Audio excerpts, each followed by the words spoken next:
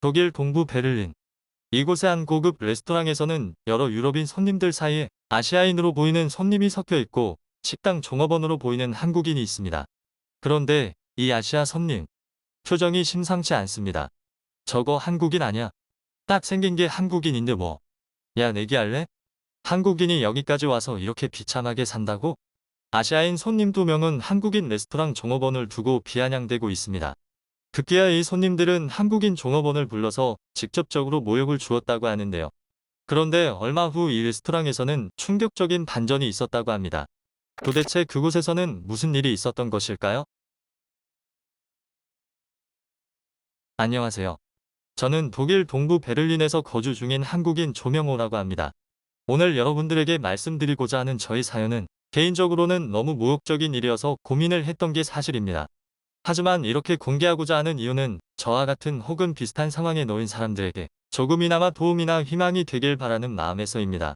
저는 사실 형편이 그리 썩 좋지 않은 가정에서 태어나 유학이라는 건 꿈도 꿔보지 못했습니다. 하지만 외국에 유학을 하러 가서 이를 병행하며 유학하는 방법을 알고 난 이후부터는 죽기 살기로 열심히 노력해서 독일까지 올 수 있었죠.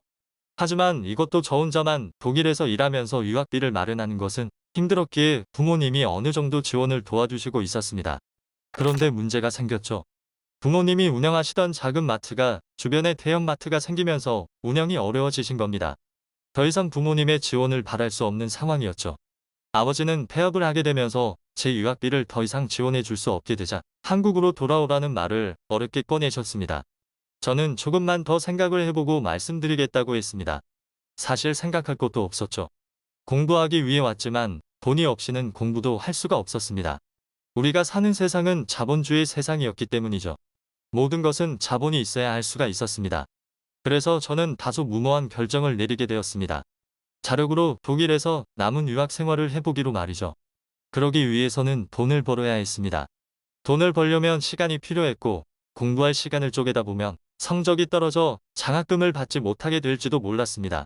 만약 장학금을 놓친다면 모든 것이 수포가 되는 낭떠러지에 서 있는 듯한 계획이었죠. 그만큼 리스크가 컸습니다. 게다가 이 계획을 성공시키려면 시간이 턱없이 부족했습니다. 그래서 저는 잠자는 시간을 줄이기로 했습니다. 어느 정도 계획이 세워지자 바로 일자리를 알아보기 시작했죠. 투자 시간 대비 급여를 많이 받을 수 있는 쪽으로 알아보다가 한 고급 레스토랑에서 직원을 구한다는 것을 알고 바로 찾아갔습니다. 간단한 면접이 있었는데 영어 회화 쪽은 문제가 없었고 몇 가지 질문을 하신 후에 사장님의 기준에 부합했는지 내일부터 바로 출근하기로 했습니다. 이 레스토랑은 제가 평생을 살면서 한 번도 와볼 수 없을 정도로 비싸고 고급스러운 코스 요리 전문점이었습니다. 그래서 이제 단순 웨이터 업무임에도 지켜야 할 기본적인 소양들이 많았는데요. 다른 식당들보다 시급이 비싼 것은 이런 이유 같았습니다. 이제는 일도 익숙해질 때쯤 레스토랑에 중국인 남자 손님이 2명 들어왔습니다. 그리고 저는 이날 평생 잊지 못할 경험을 하게 되었죠. 웬만하면 2번 다시는 경험하기 싫은 그런 경험이었습니다. 지금 생각해도 얼굴이 화끈거리고 물화통이 치밀어 오르는 것 같네요. 식사를 마치고 간 테이블을 정리하고 세팅을 하던 중이었습니다. 근처에 앉은 동양인 손님은 대화를 나누는 중이었는데요. 엿들으려고 한 건 아니었지만 바로 근처에 있기도 했고 그 손님들의 목소리가 꽤 컸습니다. 처음에는 중국어로 이야기하길래 중국에서 온 관광객들인가 보구나 했습니다. 테이블 세팅이 끝나서 주방 쪽으로 가려는데 뒤에서 누군가 한국어로 부르는 소리가 들렸습니다. 거기 잠깐만요. 한국말을 들은 저는 본능적으로 뒤를 돌아보며 대답했죠. 한국말로 저를 부른 건 중국인 손님 중 한 명이었습니다. 이 손님은 키득거리면서 마주 앉은 남자에게 중국어로 이야기했습니다. 거봐, 한국 사람 맞잖아. 한국은 아직도 가난해서 외국에 돈 벌러 온다니까? 그들은 저에게 겪는지라며 낄낄대며 웃었습니다. 그들은 제가 자신들이 하는 말을 알아듣지 못할 거라고 생각했는지 아예 대놓고 험담하더군요. 하지만 저는 학창 시절에 중국어를 공부했었기에 그들의 말을 모두 알아들을 수 있었습니다. 그럼에도 그 순간에는 제가 중국어를 알아듣는다는 사실이 원망스러웠습니다. 그들은 저에게 이런 곳에서 웨이터 일하면 얼마나 받냐는 질문을 하기도 했죠. 처음에 그 태도나 이런 질문을 하는 뉘앙스를 보고 저는 이 사람들과는 더 이상 대화하지 않는 게 좋겠다고 생각해 대충대충 대답을 하며 다시 일을 하기 위해 발걸음을 돌렸습니다. 그러자 그 손님들은 굳이 한국말로 하지 않아도 될 말을 하더군요. 그것도 어색한 발음으로 말이죠. 여기까지 와서 참 비참하게 산다. 그들은 비아냥대면서 혀까지 찔찔 차는데 그 순간에는 정말이지 눈물이 왈칵 쏟아질 뻔했습니다. 부모님의 사업이 망하고 자력으로 독일 유학 생활을 유지하려고 제가 할 수 있는 모든 발악을 하고 있던 차에 이런 말을 들으니 온몸에 힘이 쭉 빠져나가는 것 같았습니다. 이 순간만큼은 가난이 큰 죄로 느껴졌고 저는 죄인이 된 것 같았습니다. 말할 수 없는 모욕감을 느낀 저는 아무 말 없이 주방으로 연결된 골목으로 갔고 하염없이 울었습니다. 그동안 참았던 눈물이 한꺼번에 터져나오는 듯했습니다. 그 짧은 시간 동안 부유하지 못한 부모님을 원망하기까지 했던 저 자신이 한심했습니다. 이때 레스토랑의 지배인이 쭈그리고 있던 저에게 다가왔습니다. 명호 씨. 혹시 명호 씨는 인생을 살면서 어떤 부분에 큰 가치를 두고 사시나요? 저는 돈을 상위 가치로 생각하며 인생을 살아가고 있습니다. 그렇다고 해서 돈이 전부라는 건 아니지만요. 최소한 제가 사랑하는 가족과 저 자신을 지키는 데 필요한 정도는 보유하고 있어야 한다고 생각하죠. 지배인님은 저를 위로해 주려는 듯 했습니다. 사실 레스토랑의 지배인이면 생각에 따라서는 나쁘지 않은 직업이기야 하겠지만 스스로 돈을 최상위 가치를 두고 살아간다고 할 정도의 소득 수준은 아닌 것으로 생각이 되어서 저는 살짝 고개를 갸우뚱거렸죠. 그런 제 생각을 읽기라도 한 듯 지배인님은 말을 이어갔습니다. 명호 씨는 제가 이곳에서 웨이터 일을 하면서 버는 돈이 얼마인지 아십니까? 저는 1년에 20만 유로를 벌고 있습니다. 독일의 레스토랑에서는 없어서는 안 될 두 명이 있습니다. 하나는 셰프요. 다른 하나는 웨이터죠. 남들이 우습게 알고 있는 직업이지만 분면하고 성실하기만 하다면 웬만한 전문직보다 훨씬 더 많은 돈을 만질 수 있는 직업입니다. 만약 명호 씨가 이곳에서 마음만 먹는다면 몇 년 안에 아까 홀에서 명호 씨를 무시했던 자들의 코를 납작하게 만들어줄 수 있을 겁니다. 지배인은 쭈그리고 울고 있던 저에게 이런 말들을 해주었는데 저는 처음에 이 얘기들을 모두 믿지는 않았습니다. 그냥 위로하는 말 정도로 치부했었거든요. 하지만 얼마 후 제 생각이 짧았다는 것을 알게 됐죠. 웨이터라는 직업에 대해 제대로 알아보았고 실제로 독일에서 일부 웨이터들은 10만 유로가 넘는 돈을 벌고 있었습니다. 고급 레스토랑이며 장사가 잘 되는 레스토랑일수록 그 수입은 더 컸습니다. 사실 독일 웨이터의 단순 급여 자체는 별로 높지 않았는데 팀 문화 때문에 이런 수입이 가능했던 것이죠. 저는 이때 새로운 결심을 하게 되었습니다.